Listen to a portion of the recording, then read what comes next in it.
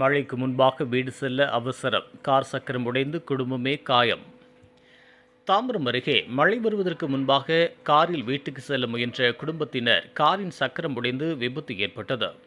சென்னை புறநகர் பகுதியான ஆலந்தூர் விமான நிலையம், பல்லாவரம், குரோம்பேட்டை, தாம்பரம், சேலையூர், வண்டலூர், முடிச்சூர் அதன் சுற்றுவட்டார பகுதியில் காலையிலிருந்து வெயிலின் தாக்கம் அதிகரித்து வந்த நிலையில் திடீரென கருமேகம் சூழ்ந்து கனமழை பெய்ய தொடங்கியது.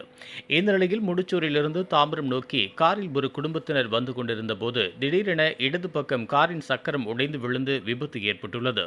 இதனை சுதாரித்துக் கொண்ட கார் ஓட்டுநர் சாமர்த்தியமாக காரை நிறுத்தியதால் பெரும் விபத்து தவிர்க்கப்பட்டது.